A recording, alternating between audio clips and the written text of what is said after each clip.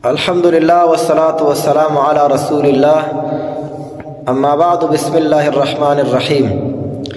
عزتمندو، فرعون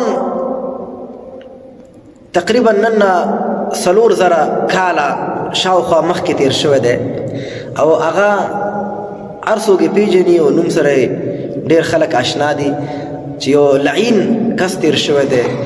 دې فرعون په خپله زمانه کې یو پالیسی په کار اچولی و، یو استراتیژیک په کار اچولی و.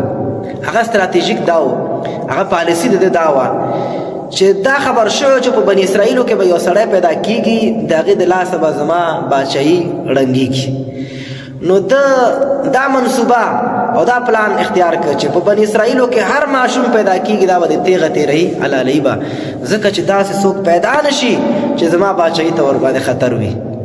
او په هره زمانه کې فرعونیان راځي، هره زمانه کې بیل بیل فرعونیان راځي. کوم انسان چې په دنیا کې د حاکمیت دعوه کوي، دنیا کې خپل قانون په خلکو عملي کول غواړي، ولسونه تسخیروي، نو دې ته ویل کېږي فرعون.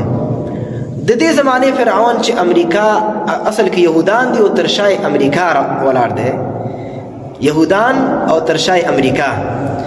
دغه فرعونیان دوی په دنیا کې هغه فرعوني سیاست روان کړی دی، خو البته لږ د دوی د پالیسي او د هغه فرعون د پالیسي کې لږ فرق شته.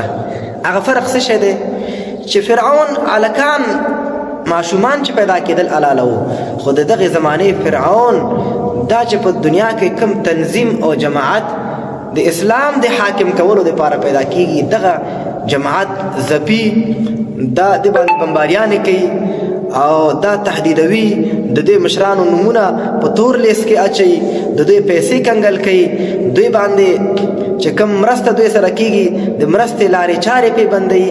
د دغې زمانې فرعون چې یهود دي تر شای امریکا ولاړ دی، د دوی بیا دا پالیسي ده چې چېرته په دنیا کې یو اسلامي تنظیم راپورته شي او هغوی اسلام یوازې د جومات او د محراب او د منبر پورې نه خاص کوي، بلکې اسلام یو جامع دین ګڼي چې دا به نظام حکومت کې حاکم وي، دا اسلامي نظام به وي، اسلامي خلافت به وي.